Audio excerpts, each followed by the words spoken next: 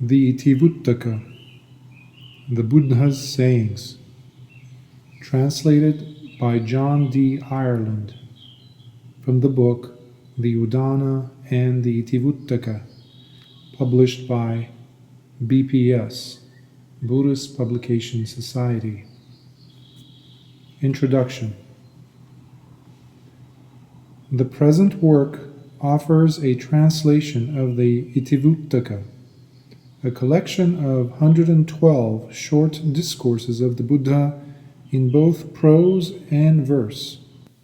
The text belongs to the Pali Canon of the Theravada school, being placed between the Udana and the Sutta Nipata.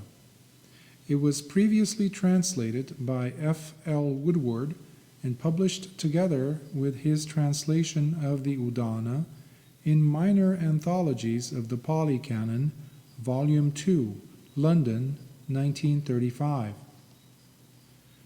According to the commentarial tradition, the suttas or discourses of the Itivuttaka were collected by the woman lay disciple Itivuttaka from sermons given by the Buddha while he was staying at Kosambi. Itivuttaka was a servant of Samavati, the consort of King Udana. She had become a stream enterer after meeting the Buddha and subsequently converted the women of the palace headed by Samavati to the teaching. She used to go regularly to listen to the Buddha and then later repeated what she had heard to the other women. The collection of these sayings became the Itivuttaka. It is said that the emphatic statements at the beginning and end of each of the suttas, reproduced here only in the first and last, were made by Itivuttaka to stress that they were the Buddha's words and not her own. Whether or not this story is true, the Itivuttaka is the only book in the Pali Canon that introduces and concludes its suttas in this fashion, and it is from the opening statement that the title is derived. This was said, Vuttang, by the Lord, so, iti, I heard, hence, Itivuttaka. The so was said or sayings. These sayings are grouped into 4 unequal sections arranged like the Anguttara Nikaya, according to the number of items they contain, from 1 to 4. Besides these 4 sections, the 1s, the 2s, the 3s, and the 4s, the text is further subdivided into vaggas, or groups of roughly 10 suttas. But to simplify the presentation, in this translation, these subgroupings have been ignored.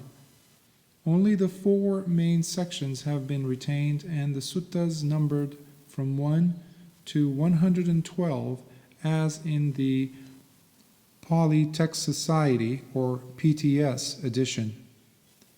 A number of the suttas and verses are also found in other parts of the Sutta Pitaka, especially the Anguttara Nikaya, but many are unique to this collection.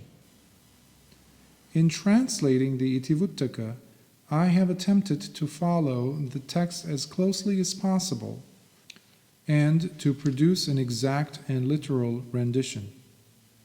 With the verses, however, while remaining faithful to the meaning, I occasionally found it necessary to depart from the syntax of the Pali.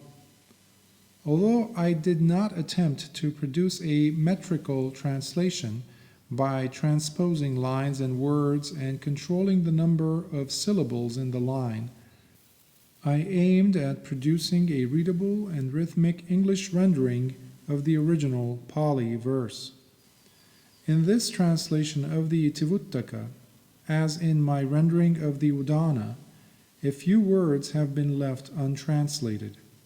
Dhamma is the real truth, the essential idea and the ideal of the Buddha's teaching. When this Dhamma is revealed to others, the person who understands it is able to attain the final aim of the teaching, to overcome suffering and realize Nibbana, the ultimate goal. The word bhikkhu is often translated as monk, but at the time of the Buddha it was not used in such a general sense. A bhikkhu can be defined as one who is dependent upon another's gifts of alms as his means of subsistence.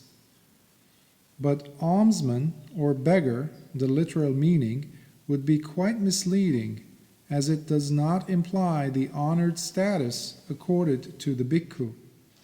The feminine is bhikkhuni, a Buddhist nun, mentioned only occasionally in the present work.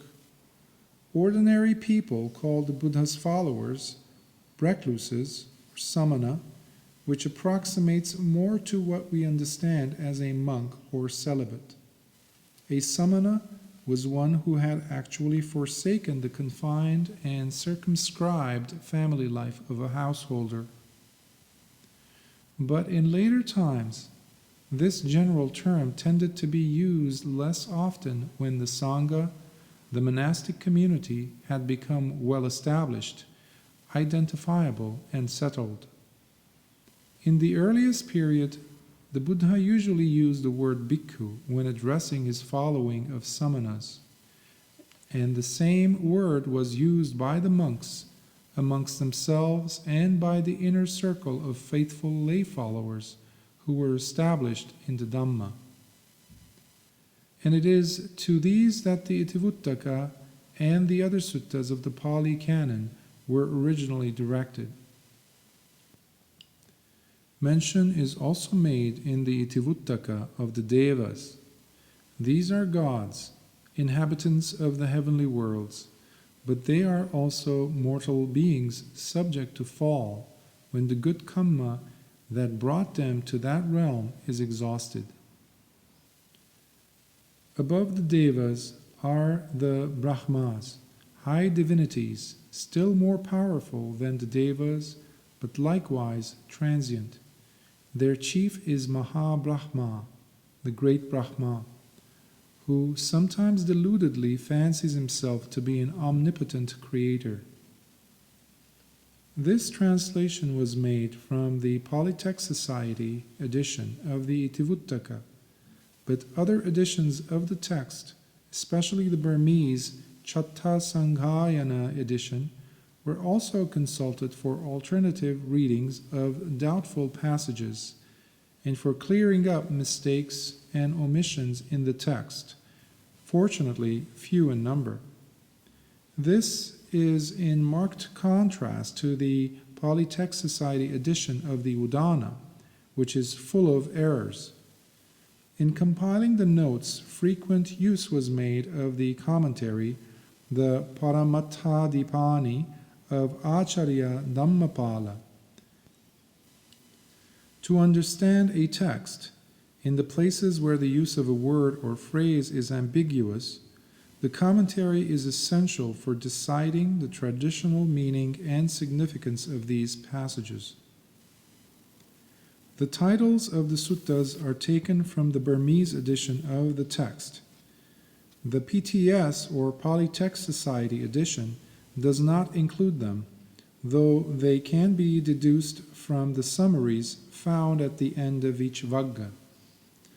Woodward also does not give them in his translation.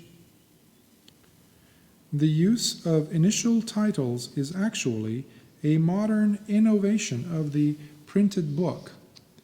The tradition in Pali literature is either the end name, often several alternatives are given for important works, or else the summary at the end of the Vagga, making use of one or more keywords from each of the suttas.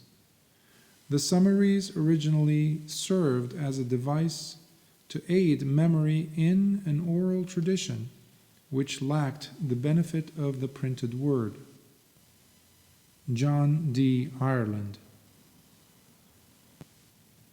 Dear listener, it is highly recommended that in addition to listening to these individual suttas, that you also have at hand the book, the Udana and the Itivuttaka, available, given the enormous help that the notes themselves provide in explaining and clarifying the contextual, historical background information pertaining to each of these suttas and verses.